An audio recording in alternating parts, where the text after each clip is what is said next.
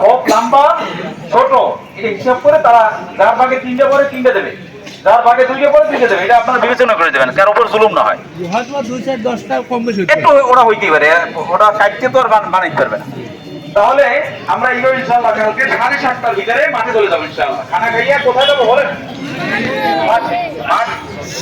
কালকে তো এই যে মাঠে আমরা চর উঠাবো, চর উঠানোর পরে সর্বপ্রথম যে কাজটা হবে সেটা হলো মানে খোসা দিয়া চট্টরে মেখে ফেলাবো, খোসা দিয়া চট্টরে মেলে ফেলাবো। এরপরে প্রত্যেক চরের ফাঁকে ফাঁকে 2টে বা 3টে, সর্বোচ্চ 3টে, সর্বনিম্ন 2টে আপনার মাহেবায় কিন্তু পর একটা চর বাসে লাগিয়ে দিতে হবে, যাতে বাতাস উঠেই না নিতে পারে। কথা বলছেন? হ্যাঁ হ্যাঁ, লড়া আপনার খুঁটির বাসের লাগে পানি দিতে হবে।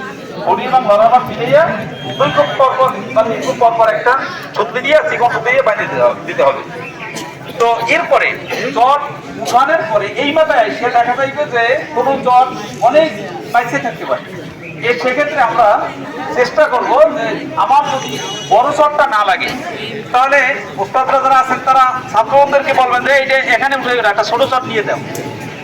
3 খোপ আছে, 3 খোপের জন্য তো বিশাল একটা চট উঠানো ঠিক হবে না। ওইটা যাইয়া শেষে ওই মাথায় পরে থাকলে মানুষ কি করবে, লাইসিয়া চটটারে নষ্ট করে ফেলে। এই জন্য কোনো চট মোহতারাম মানে আসাদের একরামদেরকে অনুরোধ করবো আপনারা এটা তদারকি করবেন। সাথে সাথে সালার যারা আছো তোমরাও বিষয়টা লক্ষ্য করো, সালার যারা আছো তোমরা লক্ষ্য করো যে ওই মাথা থেকে চট টানাইয়া এই মাথায় আসার পরে যতটুকু বাকি থাকবে, অর্থাৎ রোলিং যতটুকু এই চট যতটুকু উদ্বৃত্ত থাকবে, এই অতিরিক্ত চটটুকু সুন্দরভাবে ভাঁজ করিয়া এরপরে উপরে প্রয়োজনে বাঁশ দিয়া, খুদির বাঁশের ভিতরে বাঁশ এরকমের বাইন দিয়া, এই 2 বাঁশের লাগে বাইন দেয়া, এরপরে ওই চটটারে কি করতে হবে, রোলিং করতে। সবচেয়ে ভালো হয় ডবল উপরে উঠাই দেওয়া, এটা সবচেয়ে নিরাপদ। যদি উপরে মানে বাঁশের উঠাই যাও তাহলে ওই দিয়ে নামাইতে পারবে না। আর যদি একান্ত ওইরকম না থাকে, না পারো, তাহলে অন্তত পক্ষে এমন উঁচাই দেবা এবং মজবুত হয়ে বানিয়ে দেবা যাতে করে কেউ নামাই ওইটা রাস্তায় না পারে। এই কথা বুঝছো? তবে আমরা ইনশাল্লাহ ওটা চেক করবো, আমি থাকবো মাঠে চেক করে এরপরে কোনো তোমার কাছে নিচে না পড়ে এটা আমরা লক্ষ্য করবো। আর একটা হলো এই যে ভাগ করে আমরা কাজ দেওয়ার পরে কাজ শেষ করিয়া হু করিয়া যেন আমরা দৌড়িয়ে মাঠ ত্যাগ না করি। যদি মাঠ ত্যাগ করতে হয় তাহলে অন্তর্পক্ষে যেহেতু মাঠের দায়িত্বে আমরা আছি, আমাদের নলেজে দিয়ে এরপরে যাবেন। অনেক সময় দেখা যায় যে এক গ্রুপ সওয়াল আছে, সবার স্পিরিট কি আল্লাহ সমান দিয়েছে? দেয় নাই। কাগজ দিয়েছেন, সবাই দিয়েছেন, বড় হুজুর কাগজ দিয়েছেন, লেখার কাজ চলতে থাকুক। ও সবাই স্পিরিট কি আল্লাহ সমান দিয়েছে? দেয় নাই। সুতরাং এক ভাই মারতেছে না, তোমার কাজ হয়ে গেছে, এখন তুমি চলে যাও, তাহলে ওই ভাই তো জহুরের পরেও কাজ করা লাগবে। গত বছর দেখি আপনারা সময় কাজ করছে, গত বছর দেখা গেছে ভাগ করে দিয়ে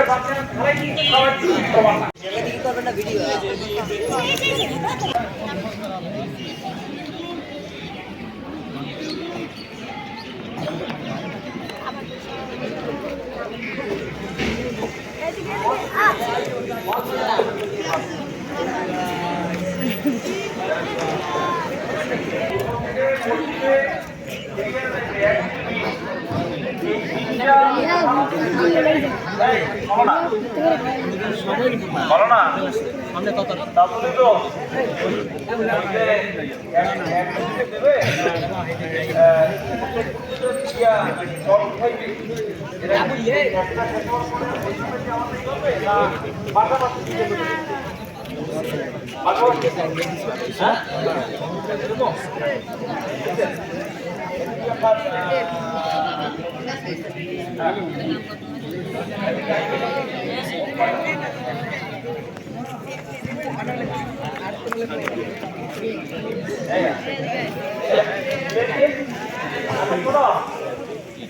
এই পূর্ব কর্নার থেকে